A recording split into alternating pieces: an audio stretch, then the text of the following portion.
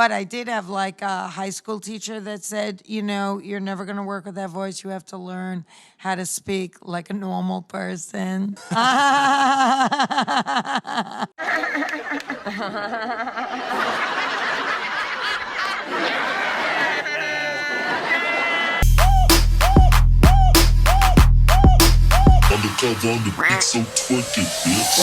Bonjour, bonsoir tout le monde, je suis ravie de vous retrouver aujourd'hui pour une nouvelle vidéo. Fran Drescher, oui, ça fait longtemps que vous me demandez une vidéo sur une nounou d'enfer, même si là ça faisait un bail que vous me demandiez plus. Peut-être que vous aviez abandonné.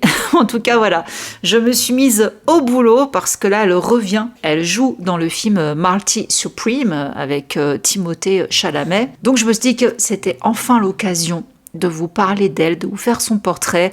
Elle a une vie, voilà, c'est vraiment les montagnes russes, hein. C'est très sinusoïdal. Donc, on va se plonger dans sa vie, mais avant de démarrer, je vous laisse avec l'autre moi pour vous présenter le sponsor du jour, CyberGhost VPN. Qu'est-ce qu'un VPN? La grande question à laquelle je réponds à chaque fois, parce que tout le monde peut-être ne sait pas. Un VPN, il s'agit d'un logiciel qui vous permet de crypter vos données personnelles, donc tout ce qui est coordonnées bancaires, adresse email, mot de passe. Tout ça, ça passe dans une espèce de petit tunnel privé et sécurisé et ça masque votre adresse IP. Donc, vous êtes invisible aux yeux des pirates, des hackers et sites malveillants. Donc là, niveau protection, on est bien. Et à côté de ça, le côté cool, c'est que vous pouvez débloquer du contenu géorestreint sur une quarantaine de plateformes. Et pour ça, c'est vraiment un jeu d'enfant. En 3 clics, c'est réglé. Vous vous rendez sur CyberGhost, vous sélectionnez le pays auquel vous souhaitez avoir le catalogue, donc par exemple Netflix ou Disney, Amazon, peu importe. Vous cliquez sur, imaginons, je me connecte aux States pour voir le catalogue des États-Unis, et ben voilà, juste je sélectionne le pays, je me connecte et c'est comme si j'y étais. Je vous rappelle que les catalogues des plateformes, ils ne sont pas tous pareils, d'un pays à l'autre, ça varie, donc là vous aurez vraiment en fait accès à tous les catalogues de tous les pays. Ça marche aussi pour le streaming, vous pourrez regarder des émissions sur des chaînes étrangères auxquelles vous n'avez pas accès en France. Et si vous demandez si c'est compatible avec vos appareils, eh bien c'est compatible avec tous les systèmes d'exploitation Mac, Windows, et avec un seul abonnement, vous pouvez protéger jusqu'à 7 appareils. Donc tout ce qui est votre tablette, votre télé connectée, votre console, votre ordinateur, le portable, et en faire encore profiter la famille. Je pense qu'il restera un peu de place. Et comme d'habitude, grâce à mon lien que je vous mets en barre d'infos, également en commentaire épinglé, vous pourrez profiter de 83% de réduction avec 4 mois en plus offerts. L'abonnement vous reviendra donc à seulement 2,03 € par mois. Et si jamais ça ne vous plaisait pas, sachez que vous avez 45 jours satisfaits ou remboursés. Et si vous avez le moindre pépin, il y a également une assistance technique disponible 24 heures sur 24 en français. Et c'est 7 jours sur 7.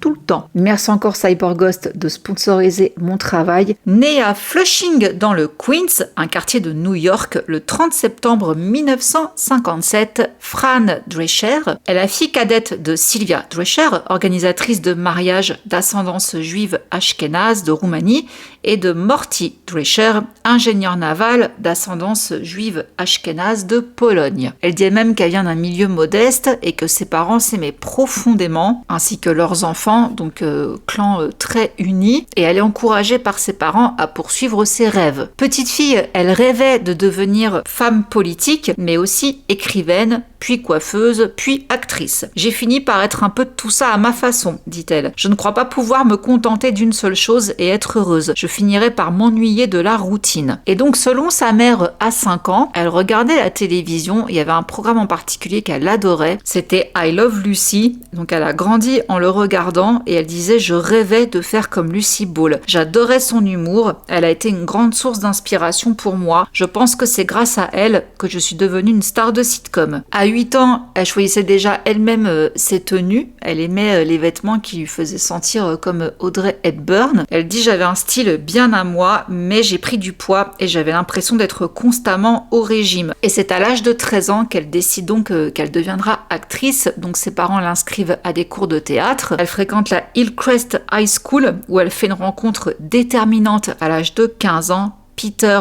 Mark Jacobson, qui deviendra son premier époux et collaborateur. Donc elle le rencontre à 15 ans, mais entre-temps déjà à 14 ans, elle a commencé à travailler. Apparemment, elle était caissière dans une épicerie, puis elle a finalement abandonné ses études pour se consacrer à la comédie. Donc après le lycée, Fran et Peter décident de se lancer dans la cosmétique et ouvrent un salon de coiffure à New York. Et parallèlement, Fran continue de rêver de devenir actrice et passe de nombreuses auditions. Elle décroche son premier rôle au cinéma en 1977 dans le film La fièvre du samedi soir, aux côtés de John Travolta, bien sûr, où elle fait une courte apparition dans le rôle de Connie. Elle poursuit avec American Hot Wax en 78, L'été de la peur en 84, Ragtime et Spinal Tap, puis elle participe également à des séries télé comme Madame est servie, Charmed Lives, Alf et Princesses. Et par rapport à cette période de creux, parce qu'elle avait que des petits rôles, elle dit: il y a eu des périodes plus difficiles que d'autres, mais si je n'avais pas gagné d'argent, j'aurais probablement arrêté. Je ne voulais pas galérer, je voulais une vie confortable. Donc elle essaye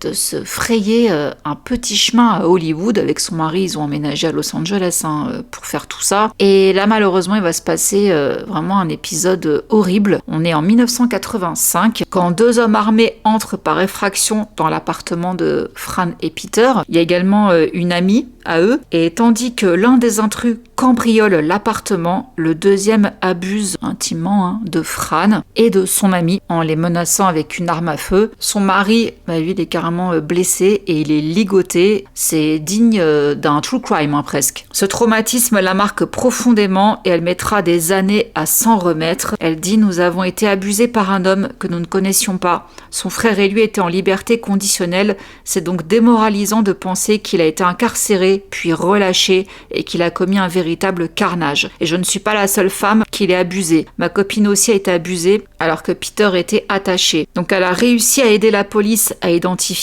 les hommes et à faire finalement arrêter son abuseur. Comme j'ai une mémoire photographique, j'ai pu aider la police à faire le croquis de ce à quoi il ressemblait. C'est grâce à cela qu'ils ont pu l'appréhender. J'ai au moins pu tourner la page, ce que beaucoup de femmes ne peuvent malheureusement pas faire. Je peux passer à autre chose maintenant qu'il est enfermé pour de bon et il ne recommencera plus jamais. Je n'ai plus à m'inquiéter de le voir à chaque fois que je tourne au coin de la rue. Voilà. Quelques années plus tard, donc comme je vous dis, elle a fait plusieurs petits films et apparitions dans des séries télé. Et en 1991, elle se retrouve dans un avion où il y a le président de CBS Entertainment, et donc elle le coince, et elle essaie de le convaincre qu'elle a l'énergie d'un personnage principal. Et c'est au même moment où elle commence à avoir l'idée d'une nounou d'enfer, et en fait c'est venu d'un petit épisode qu'elle a vécu, donc je vous raconte ce qu'elle raconte. J'étais chez Twiggy, avec qui j'avais tourné une série éphémère. Elle et son mari travaillaient, alors je me suis retrouvée avec leur fille de 12 ans à trimballer partout dans Londres. Et là elle me dit tout à coup: oh Fran, j'ai mal à cause de mes nouvelles chaussures. Je me suis demandé pourquoi elle me dit ça. Elle veut que je la ramène à la maison parce que j'étais pas encore prête. Alors j'ai dit: ma chérie, marche, tout simplement. Et elle a répondu innocemment: ça ne va pas les abîmer. Et j'ai répondu: mais fais-le. Je n'arrivais pas à me sortir de la tête cette relation atypique entre une adulte et une enfant parce que je ne lui disais pas ce qui était bon pour elle, je lui disais ce qui était bon pour moi. Je ne voulais pas sacrifier mon après-midi pour elle, je voulais qu'elle continue de marcher avec ses chaussures pour que je puisse poursuivre ma visite de Londres. Donc elle s'est inspirée de cette journée de babysitting pour la création d'une nounou d'enfer. Donc elle en a parlé avec son mari Peter Mark Jacobson et ils ont créé ensemble une nounou d'enfer. Il a un excellent flair pour ce genre de choses et il a dit: c'est ça, c'est la série qu'on va présenter à CBS, d'où le mec qu'elle avait coincé dans l'avion là. Dès que tu rentres, on étoffe le concept et on le développe un peu plus. Et c'est ce qu'on a présenté. Donc les dirigeants de la chaîne ont donné leur feu vert sur le champ. Donc elle a imaginé pour elle un personnage unique en son genre parmi les héroïnes de la télévision américaine, c'est-à-dire une femme juive, sexy, à l'accent prononcé, incarnée par une véritable actrice juive. Et lorsque les producteurs ont insisté pour que Fran Fine soit italienne, elle a refusé. Les grandes entreprises américaines s'inquiètent souvent, mais si l'on propose une œuvre authentique, accessible et bienveillante, tout le monde peut s'y reconnaître. Donc naturellement, elle y incarne Fran Fine, une vendeuse de produits de beauté excentrique et attachante, qui devient la nounou d'une riche famille new-yorkaise. La série est un succès immédiat et propulse Fran Drescher au rang de star internationale. Son personnage reconnaissable entre mille grâce à son accent new-yorkais, son rire particulier et son style vestimentaire audacieux marque les esprits et devient une icône de la culture populaire. Cette série permet à Fran de décrocher de multiples nominations aux Emmy Awards et aux Golden Globes, et donc la série dure 6 ans et elle est diffusée dans de nombreux pays, rencontrant un succès retentissant partout où elle passe. Elle raconte: ma vie a basculé lorsque je suis devenue une nounou d'enfer. Lorsque Peter et moi avons écrit le pilote, le succès a été immédiat. Nous pressentions tenir quelque chose d'exceptionnel. J'avais mon mot à dire sur tout. Le succès de la série m'a rendue célèbre et riche, mais c'était formidable car j'étais productrice exécutive, actrice principale et scénariste. Je contrôlais tout, des scénarios à la façon dont les membres de l'équipe étaient traités. Mais dans tout ça, à croire qu'elle ne peut pas tout avoir, son mariage a pris fin à la fin de la série. Donc en 96, elle se sépare de son mari, donc Peter Mark Jacobson, au bout de 21 ans de mariage, et entre-temps, elle décroche un petit rôle dans le film Jack. Parenthèse, à l'époque, son mari, il a eu beaucoup de mal à se séparer d'elle. Si ça avait tenu qu'à lui, il n'aurait jamais divorcé, parce que c'est elle donc qui a pris l'initiative de ce divorce, mais pas pour rien. Elle avait noté un changement de comportement chez son mari. En fait, il était devenu insupportable. Elle le supportait plus. Il était très possessif. Il se sentait facilement menacé si je passais du temps avec d'autres personnes. Il était même jaloux de notre chien, alors que je voulais qu'il soit avec nous. C'était devenu étouffant. Mais ce qu'il faut comprendre, c'est que ce besoin soudain de contrôle qu'il a eu envers elle, c'était symptomatique de son propre refus d'admettre son homosexualité, qu'il ignorait quand il a épousé Fran en 78. Nous menions une vie hétérosexuelle. Je n'avais pas de liaison extra-conjugale. Je me croyais hétérosexuel, a-t-il confié plus tard. Donc il a fini par révéler sa bisexualité à Fran pendant leur mariage. Donc elle a tenté de faire avec et de sauver leur union. Mais cette situation laissait Peter...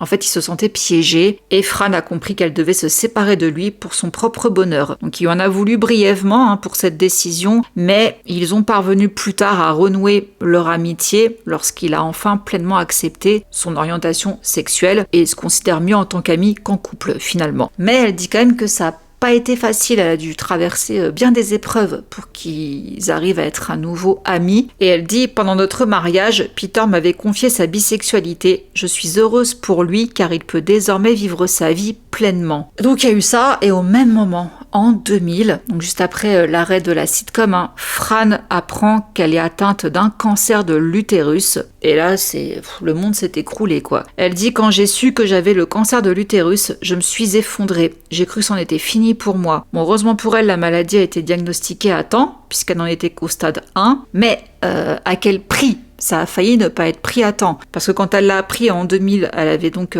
42 ans. Ça faisait 2 ans qu'elle errait médicalement. Elle a vu 8 médecins avant qu'on lui dise en fait qu'elle avait un cancer. Il le voyait pas. C'est chaud, je trouve. Elle dit: j'étais en proie à une profonde détresse. Je criais: pourquoi moi? Puis je me suis ressaisie, j'ai pris sur moi et j'ai fait face à la situation. Finalement, ce fut une expérience positive. Je suis devenue célèbre, puis j'ai eu un cancer. Et aujourd'hui, je suis là pour en témoigner. Et elle fait un parallèle assez intéressant avec son agression, justement, de 1985, où elle dit que le traumatisme de cette agression à son domicile a certainement contribué à son diagnostic du cancer de l'utérus, et elle exhorte du coup les femmes à ne pas négliger leur santé. C'était étrange et presque poétique que ce soit mes organes reproducteurs qui soient touchés par le cancer, mais c'était aussi une confirmation frappante que la douleur finit toujours par se manifester exactement là où il faut dans le corps si on ne la prend pas en charge. N'ignorez pas un problème en espérant qu'il disparaisse de lui-même et ne vous épuisez pas à la tâche en vous sentant trop débordé par les autres.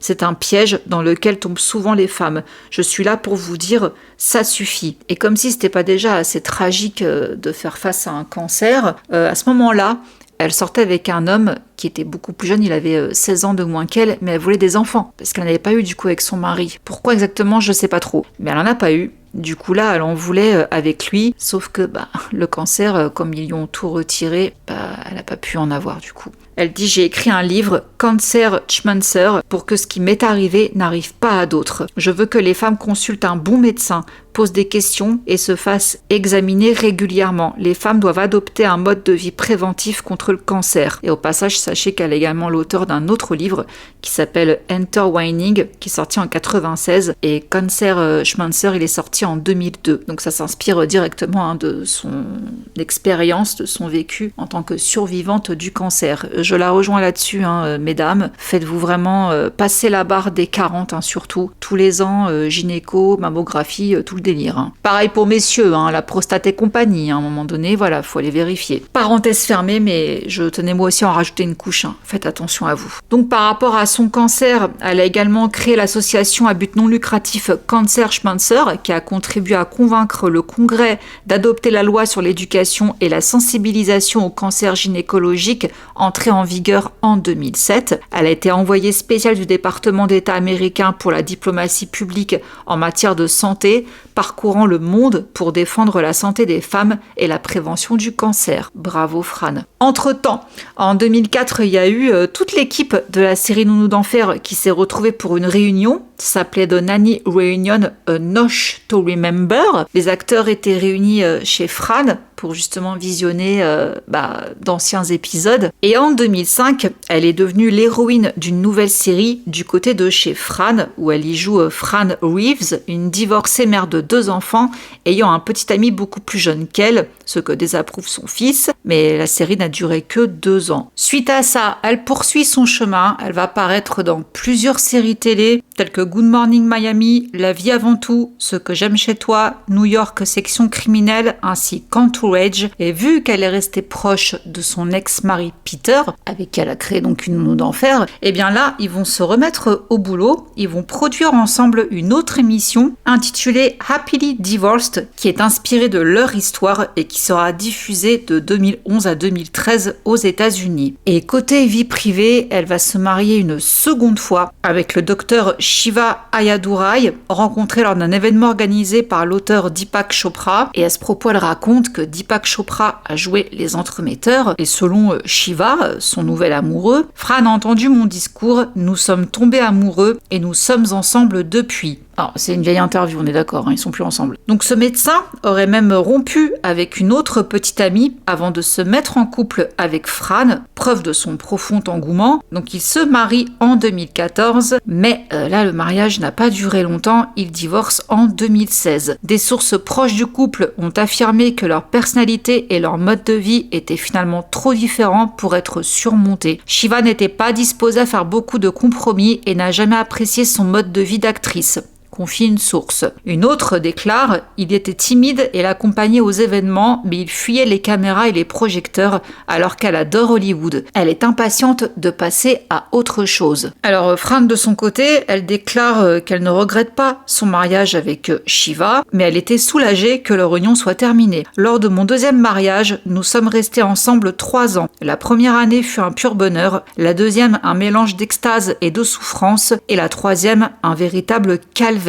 J'ai alors dit, ça suffit. Du coup, elle va se mettre aux applications de rencontres pour retrouver l'amour. Et elle dit que le problème, c'est que ces sites proposent généralement le type d'homme qu'elle ne recherche pas. J'ai essayé une application une fois et j'ai constaté qu'aucun des hommes ne semblait honnête sur son profil. Ils n'avaient pas autant de succès que leur profil le laissait entendre. Certains fumaient et leurs complexes liés à leur réussite se sont avérés être un problème majeur pour Fran, qui a remarqué que beaucoup de prétendants commençaient à envier ses propres succès durement acquis. Ça commence à ronger l'ego masculin, déclare-t-elle. Alors j'arrête parce que c'est trop douloureux pour moi. Je ne veux pas qu'on jalouse ma réussite. Donc elle galère à trouver l'âme sœur, mais pour autant, elle a confié avoir une relation sans engagement qui lui permettait de se sentir bien en dehors d'une relation amoureuse. On est très à l'aise ensemble et on a nos petites habitudes. C'est toujours la même chose, on ne sort pas vraiment, on ne va pas au restaurant, on ne se fréquente pas. Ce qu'on fait, on le fait très bien. Donc on peut penser que c'est un plan C, ou c'est un peu ça, mais elle a quand même confié qu'elle n'en avait pas qu'un seul. Elle a plusieurs petits plans à droite à gauche. Sacrée Fran, en tout cas pas d'engagement, elle s'amuse quoi. Elle dit que ce type de relation c'est pratique vu son emploi du temps chargé. Je ne me sentais pas très bien pendant la 2e saison de ma nouvelle émission, alors j'ai pris de nouvelles mesures pour ma santé. je ne bois plus d'alcool, je suis un régime végétalien et sans gluten, je prends des compléments alimentaires et je fais de l'exercice. Je crois que l'on est ce que l'on mange. D'après mon expérience, la santé repose entièrement sur l'alimentation. Vivre simplement, c'est tout savoir. C'est le meilleur conseil qu'on m'ait jamais donné. Je m'évite de me stresser. Quand je travaille pour la télévision ou le cinéma, j'essaie de ne pas être trop intense. Je médite et je me concentre sur le message universel de ma nouvelle série qui parle d'amour et de tolérance. La paix dans le monde ne signifie pas un monde sans problème, mais un monde où nous nous engageons à résoudre nos problèmes. Sage décision, prendre soin de soi. Voilà, là-dessus, je la rejoins. En 2015, elle tient le rôle de la méchante belle-mère dans l'adaptation au théâtre de Cendrillon à Los Angeles, puis elle se met au doublage pour la saga Hôtel Transylvanie, avant de retourner sur grand écran pour 2 films, ainsi qu'un téléfilm de Noël, Un Noël d'enfer. On arrive en septembre 2021. Fran est élue à la tête du syndicat des médias et du divertissement. Alors sachez que ça n'a pas plu à tout le monde qu'elle soit élue présidente de la SAG-AFTRA. Elle a été critiquée lors d'une réunion publique organisée par Unite for Strength sur Zoom et elle a quand même répondu en évoquant ses décennies d'activisme et son engagement caritatif dans les domaines tels que le cancer et les violences S, parce qu'il jugeait qu'elle n'était pas assez qualifiée pour le poste. Elle dit: ce que j'ignore, je vous promets que je l'apprendrai très vite. Et ce que je sais ne s'apprend pas. Ensemble, nous traverserons cette période difficile de crise sanitaire mondiale et ensemble, nous nous relèverons pour faire ce que nous faisons de mieux, divertir et informer. Ce n'est qu'unis que nous pourrons faire face à la véritable opposition et obtenir ce que nous souhaitons tous, de meilleurs avantages, des contrats plus solides et une meilleure protection. Unissons nos forces et faisons entendre notre voix. Alors ce discours, il est devenu viral parce que oui, on était en pleine crise de coco et c'est là où il va y avoir en plus un enchaînement de grèves. En effet, début juin, plus de 87% des membres de la SAG-AFTRA ont voté en faveur d'une autorisation de grève et lors d'une conférence de presse à Los Angeles, au lendemain de l'annonce des nominations aux Emmy Awards 2023, Fran a annoncé que le syndicat se mettrait en grève à minuit. Nous sommes les victimes dans cette histoire. Nous sommes victimes d'une entité extrêmement avide. Je suis choquée par la façon dont nos partenaires commerciaux nous traitent. Franchement, je n'en reviens pas. Nos points de vue divergent tellement. Ils prétendent être à court d'argent, perdre des sommes colossales alors qu'ils versent des centaines de millions de dollars à leur PDG. C'est scandaleux. Elle a également mentionné que les moyens de subsistance des professionnels du secteur sont menacés par le streaming et l'utilisation de l'IA. Oui, mais dans tout ça, en janvier 2020, Fran s'apprêtait à faire son grand retour sur le petit écran. Elle a lancé une série qui s'appelle Indebted sur la chaîne NBC. Donc c'est une nouvelle sitcom où elle incarne une grand-mère endettée qui avec son mari demande à son fils et sa belle-fille de les héberger. Suite à cette série-là, elle en a encore créé d'autres. Elle a tourné également dans la série Mr. Mayor de Tina Fey et Robert Carlock pour NBC. Mais Une nounou d'enfer reste une présence constante dans sa vie et justement, elle a travaillé sur une adaptation musicale de cette sitcom. Et donc, on en arrive à 2023, comme je disais, donc elle est présidente de la SAG-AFTRA et elle prononce un discours enflammé dénonçant les inégalités sociales dans l'industrie du divertissement. Elle demande si Bob Iger, PDG de Disney, est un ignorant après ses propos jugeant les revendications des acteurs irréalistes. Mais après 118 jours de grève, il y a un accord qui est conclu qui permet à ses membres d'obtenir environ 1 milliard de dollars de gains sur 3 ans. Cet accord comprenait des bonus pour le streaming et des protections contre l'utilisation de l'IA, notamment l'obligation pour les employeurs d'obtenir le consentement des acteurs avant de créer ou d'utiliser des répliques numériques et de rémunérer les artistes en cas d'utilisation de ces répliques. Oui, elle s'est positionnée comme dirigeante apolitique. Elle a été réélue en pleine grève en 2023 pour encore priser donc la SAG-AFTRA. Mais en 2025, après 4 ans à la tête de la SAG-AFTRA, Fran décide de ne pas rempiler. C'était lors de l'avant-première à Los Angeles de Spinal Tap 2, The End Continues, donc retour au cinéma. Elle a repris le rôle de Bobby Fleckman du film original de 1984 et elle a déclaré: au cours de ces 4 années tumultueuses, j'ai accompli un travail considérable. Je pense laisser un héritage important et que le syndicat est en excellente santé, bien meilleur qu'à mon arrivée. Il faut savoir quand s'engager et quand se retirer et je pense que je suis actuellement au sommet de ma forme et que tout va bien. Je suis prête à me consacrer à d'autres projets. Elle a quand même fait pas mal de choses. Déjà, elle les a menés à la grève, première fois en 40 ans. Elle a été un très bon porte-parole, donc non, tout le monde l'a félicité quand elle est partie. Et c'est Bob Rainer qui l'avait appelée pour lui dire qu'elle prenait encore le rôle. Bob Rainer qui a malheureusement été violemment assassiné avec sa femme en décembre. Là, je vous ai fait une vidéo là-dessus.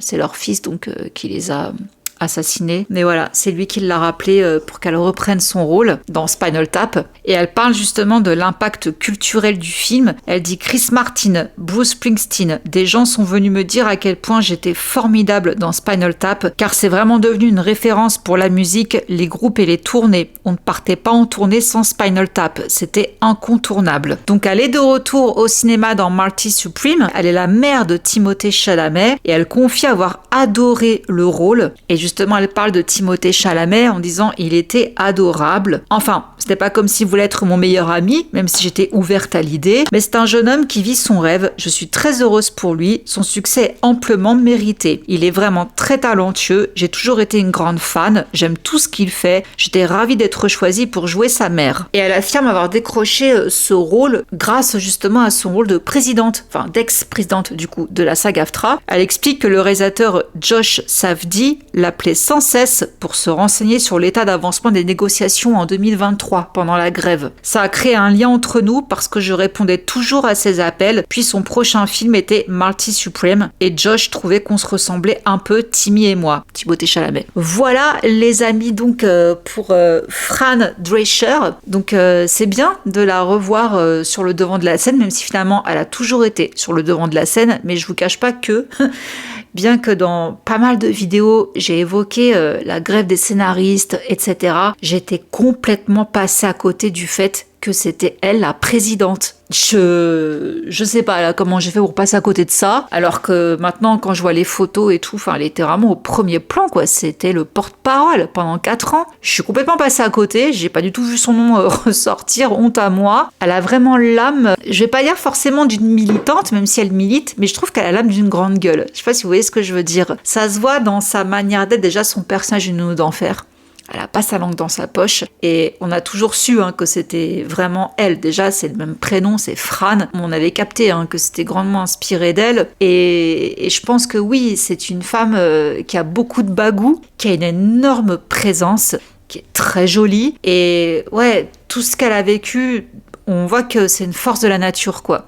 Donc moi je la vois bien justement en leader cette femme et comme elle l'a dit, j'ai adoré comment elle a remis en place ceux qui ont dit qu'elle n'avait pas les compétences pour être présidente, mais ce que je ne sais pas je vais l'apprendre. Genre oui c'est pas compliqué quoi, pas besoin de sortir de Saint-Cyr pour diriger, enfin ça se saurait quoi. C'est pas forcément les plus diplômés qui sont les meilleurs leaders, on est d'accord. J'aime bien quand même, elle a un côté très pétillant, assez rentre-dedans et de toute façon je connais personne qui aime pas cette femme-là. Je crois que c'est vraiment une Nounou d'enfer qui nous a beaucoup tous marqués. Voilà, pour le portrait de Fran, qui a pas fini, je pense, de nous surprendre. J'espère que cette vidéo vous aura fait plaisir. Merci encore CyberGhost d'avoir sponsorisé cette vidéo. N'oubliez pas que vous avez toujours le lien en barre d'infos, mais également en commentaire épinglé pour profiter de l'offre des 83% de réduction et des 4 mois en plus offerts. Abonnement donc à 2,03 € par mois. Satisfait ou remboursé pour sécuriser vos appareils, avoir encore plus de choix lors de vos soirées streaming, Netflix, Disney, Amazon, etc. N'hésitez pas. Je fais plein de gros bisous et je vous dis à très vite. Mouah. Ciao.